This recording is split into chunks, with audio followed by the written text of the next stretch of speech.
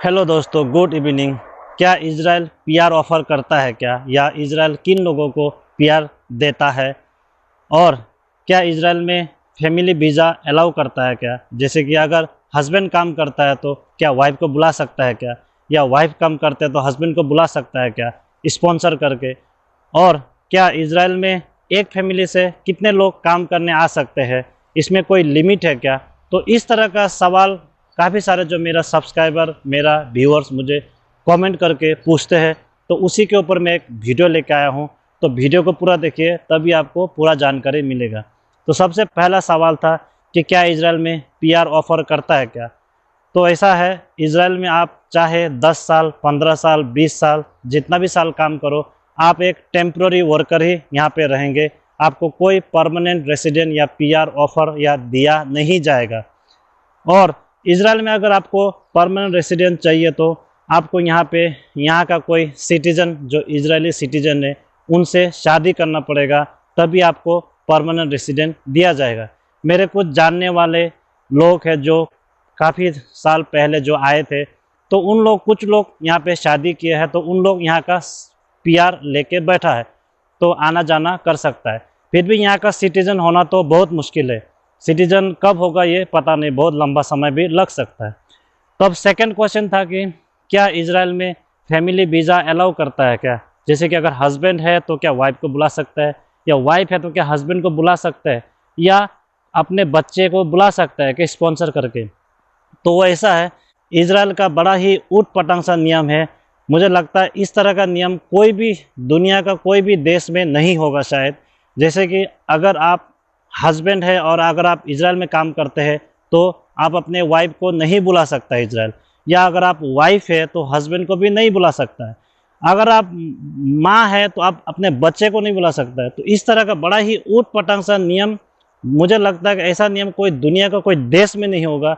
इस तरह का नियम इज़राइल में है। तो अगर आप हस्बैंड है और इज़राइल में काम कर रहे हैं और आप अपने वाइफ को लाना चाहते हैं, तो आप नहीं ला सकते। क्योंकि मैं जब इज़राइल में केयर गिवर के लिए आया था या आ रहा था, तब एक डॉक्यूमेंट बना है, एफिडेविट बना है, उधर में क्लियरली लिखा है कि अगर मेरे कोई भी अगर वाइफ या माँ बाप अगर इज़राइल में है तो मैं इज़राइल नहीं जा सकता। मतलब अगर आप इज़राइल में है तो आपका वाइफ इज़राइल काम करने नहीं आ सकता है। इसीलिए इज़राइल में ये ऐसा कोई सिस्टम नहीं है जिसमें आप अपने बच्चे को, अपने माँ बाप को या अपने वाइफ को इधर काम करने के लिए या स्पॉन्सर करके बुला सकते। तो ऐसा कोई सिस्टम नहीं है।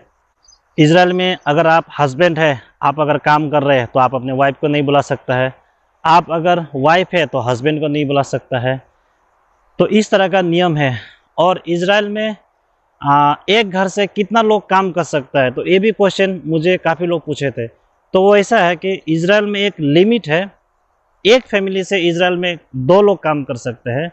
उसमें ऐसा है कि अगर आप एक ही फैमिली के हैं, एक ही माँ बाप के बच्चे हैं, तो एक फैमिली से 2 लोग हैं तो तीसरा नहीं आ सकता है। मतलब एक फैमिली से 2 ही लोग काम करने आ सकता है। आपके घर पे अगर 3 बच्चे हैं तो उसमें 2 ही बच्चे इज़राइल में काम करने आ सकते हैं। आप लोग 3 भाई बहन हैं तो उसमें 2 ही लोग काम करने आ सकते हैं, तीसरा को अलाउ नहीं करेगा। ये सिस्टम पहले नहीं था, पहले 3 लोग तक अलाउ होता था, लेकिन अब 2020 से इधर 2 से ज़्यादा अलाउ नहीं करता है।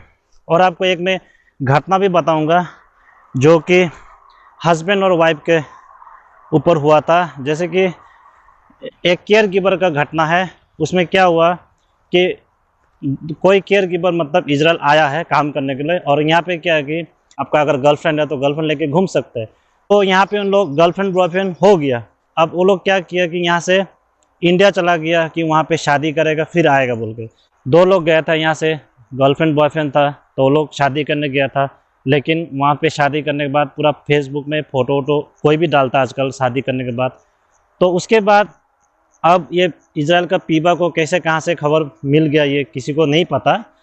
तो इसीलिए मतलब क्या हुआ कि जब वो रिटर्न हो रहा था तो उनको रोका गया और उनको आने नहीं दिया। तो अभी उनके ऊपर कुछ केस चल रहा है, उसमें हस्बैंड और वाइफ में कोई एक को आने मिलना चाहिए बोल के कुछ वकील पकड़ा है, और उसमें कुछ काम उम चल रहा है।